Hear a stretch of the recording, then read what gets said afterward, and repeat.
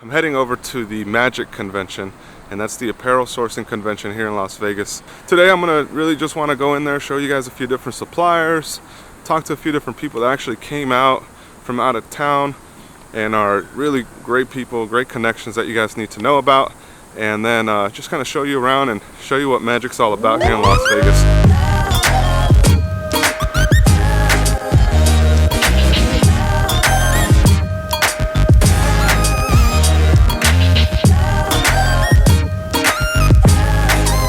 Got the ticket, you scan it right at the front, it'll get you access to this sourcing area, and there's actually a second part, which is at the Mandalay.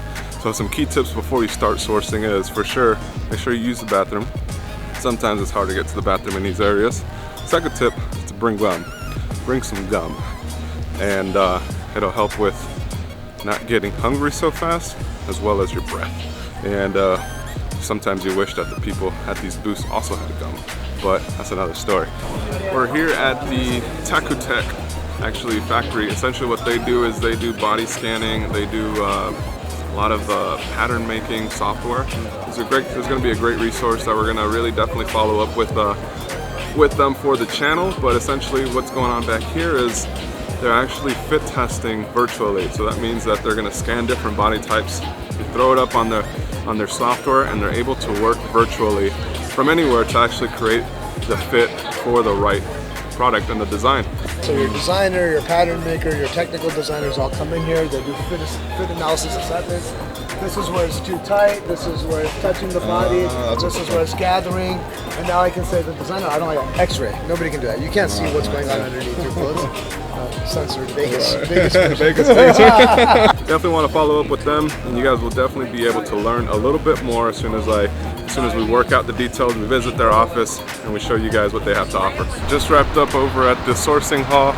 We're gonna make our way to the Mandalay. They got these shuttles here, so if you ever need a ride, just pick one up. Let's see.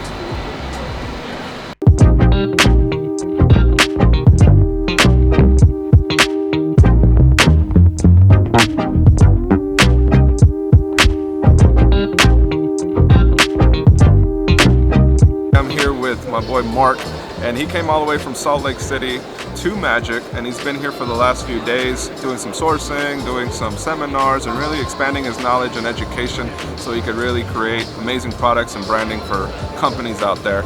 And today we're just sitting here at the Collective Lounge, and I was like, hey, let's pop up a video and see what we come up with, you know? So I think some of the topics we covered was branding and brand direction. Essentially what you're going to be learning in this video is what you should be thinking about when launching this brand, and some of the things that you should always consider. And more importantly, if you want to work or reach out to him for any type of questions, his information will also be shared in the links below, as well as at the end of this video. Alright, so let's do it.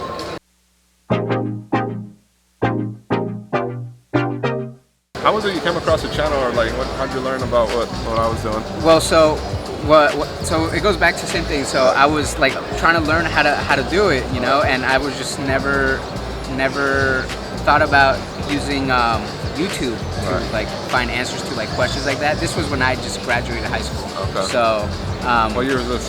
This was like 2013. Oh shit. Okay. So I met those guys, and they had their own little print shop and stuff. They had the DTG machines and stuff like that. So I like got to see how everything works, and I was just like, oh wow, like it's not, you don't have to be a millionaire in order to do something like this. So during that time I just started college. I just started my graphic design career, like studies. Right. So I wasn't like super understanding of how like you do all that stuff. So I just started going on YouTube and learning, you know, like learning the business aspect of it, because I felt like I've always had that creative idea. Like I always had drawn like sneakers and shirts and like letters, like different like typography and stuff like that. And then that's, you know, going through those, that's how I came across your channel, and I was just like, oh wow, like this is so simple. Like everybody else tries to explain like, oh, you need $1,000, do this, do that, you know, to do it, and you kind of explained it in ways that were more achievable, like more, you know, that it wasn't scary to kind of do, especially, you know, when you're 18, you have no idea. So it's, or anything about business. So That's what's up, man. I'm glad to hear that. So you were able to use some of that and start developing it and stuff? Yeah, so I used some of those ideas of like, you know, and then from there I read this book, The Brand Within by Damon John, and then I started expanding into like other things on YouTube and stuff. But like I said, I think your channel was the one that really kind of opened things up for me to kind of say like, this is achievable for anybody that just wants to do it. You know, you don't need to be a millionaire to start your own clothing brand. And then I started seeing things like companies like Fubu, you know, like learning about things like that, and like how Mark Echo like started like spray painting shirts and stuff like that. And I was just like, I could do this. Like, why can't I do this? You know. So and I think one of the things about you, just based on what I saw on Instagram and your websites, is that you do have that creative eye, and a lot of people don't. So they have to outsource that. Yeah. So you have an advantage. Now it's just about really executing. And I think that sometimes creatives don't do. They don't execute because they don't think it's perfect. You know? So as soon as you get over the fact that nothing's ever going to be perfect and just execute, like whatever you want to do is going to be achievable. You know? So like that's the biggest reason that I started the channel too, is because like for the longest time, creatives and people that had a real a real future in it were kind of drawn away because everybody was wanting to take advantage of that talent and not necessarily giving them the tools to do it on their own. Because it's doable now with technology, the internet, everything's possible, you know. So I saw that way back in 2013. I was like, man, there's going to be companies that come up and you can print to order, you know. And the first one, the big one that originally popped off was Printful in 2013. So I saw them and I'm like, this is the future. Like, of course, it's not going to be perfect to begin with, but it's going to go that direction. Exactly. You know? So it's going to be, it's crazy.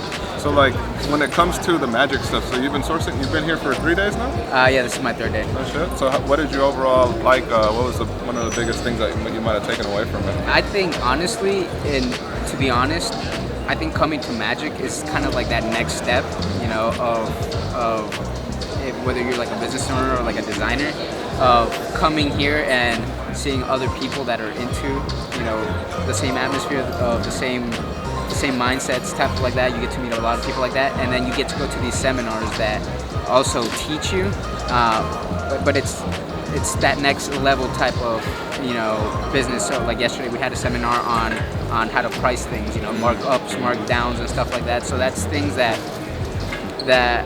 it's like that next level after you have your idea, you have that concept, and you know kind of what to do with it. It's like, all right, you're always going to continue learning. So I think it's this magic definitely offers that, you know. So. That's what's up. So what's something that you see in terms of the different brands here? You know, you see all these different brands around here.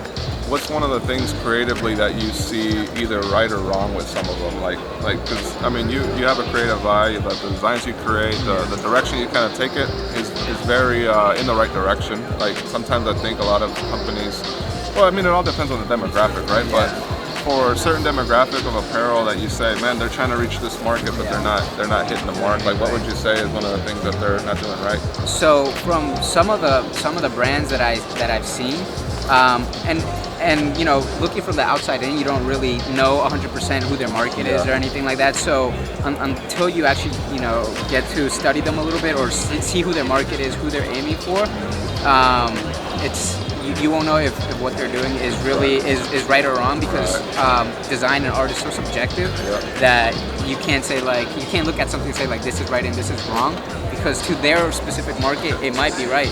But one thing that I did notice is that there are some brands that really have, you can tell that they have their whole branding together, and then some brands that they, you know, I see some like t-shirt places that they're just popping up with random designs. So I think that's the difference between a great brand and a good brand is, are you throwing something out, or are you thinking out of, you know, thinking about the bigger picture? And I don't think that costs any more money to think about the bigger picture than it does to just throw things out. You know? Pretty cool, man. That's awesome. That's great that you say it, because I know that sometimes when people are like, especially when you're in high school or when you're you know, more influenced by what people say, a lot of the times what your friends say is whack or is cool is like really impactful to you because you're like, man, how can I be more cool, you know? So like then you try to pursue something that's not necessarily you, and if you were to just learn who your demographic is and design for them,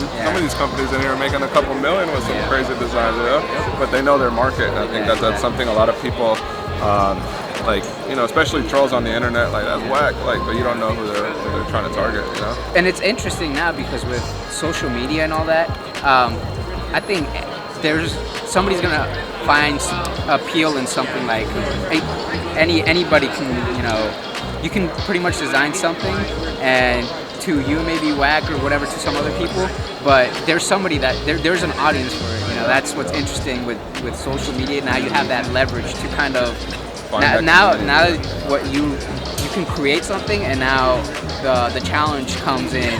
How do I get this to be in front of the people that will think this is cool and will want to buy this? So I think that's the challenge there, and that's where branding comes in, you know. So that's where the creative process all comes together. That's awesome. So what's some of like the process that you take to for like a random brand that might come and want to work with you? What's like kind of the process and the steps that you take them through in order to find their brand and message? Yeah. So there's one of the big things especially when it's like smaller brands or smaller companies that this is their first time that they want to start a company, and they know the importance of branding. One of the big mistakes that I see a lot of them make is that they bring themselves into the company, but the company they got, you know, it's its own thing, you know. When it comes to like design choices and stuff like that, which is what I do. Sometimes like I would show them a concept, like they would tell me who their audience is, what they want to do, and like what their main goal is, and then I'm like, I do my research and I say, okay, so I researched and this is what I came up with, that this demographic that you're looking for is attracted to this color, this is the best way to reach them in like, social media, different things like that. And then so I present to them like, this is the 3 ideas that I think, you know, either of these 3 could potentially reach that audience. And they would, you know, they would give me feedback like, I don't like this color or something like that. And then, you know, you ask them like, why don't you like it? And then they put themselves into it, you know, but they forget that it's not them that you're trying to sell to. It's you're trying to reach that market. So I think design like choices is less about what's appealing, but it's trying to solve a problem, you know. So I think that's the first step is if they don't understand that, you know, it's kind of hard because they won't get the results that they need if they go off what they like, because they may not be the audience. Right. No, that makes sense. And I think sometimes too when a lot of people want to launch brands, they kind of think about it in a perspective of like hitting a certain demographic, but they might not understand that demographic. So then they're just doing it because they think they can make money on it, and then at the end of the day, it's not going to work out. So like you kind of have to be passionate about whatever it is that you're building, because at the end of the day, it's going to be you working it. You know, it doesn't matter if you hire you or you hire 5 other designers. Like they could all leave, but you still got to stay. Exactly. The message is going to be the same, whether it's me designing or another person designing. If you don't have that initial idea and goal, you're not gonna be able to. It's like I always tell, this is the analogy that I use. You don't build a house room by room. You have the entire blueprint, and then from there you start building. You don't just randomly come up with, all right, this room is going to look like this room is going to look like this. And then at the end of the day, it's just looking like. Yeah, exactly. It doesn't look like a house. Right. That's cool. That's what's up, man. That's what's up. Cool. So tell everybody where they can find you. Whether it's your website, social media. What's the best contact? So my Instagram is at iam.mendo. And my website is mendocreative.com. So if anybody wants to do any business with me, that's where they can find me. Or if they just want to follow me on social media, my social media is iam.mendo.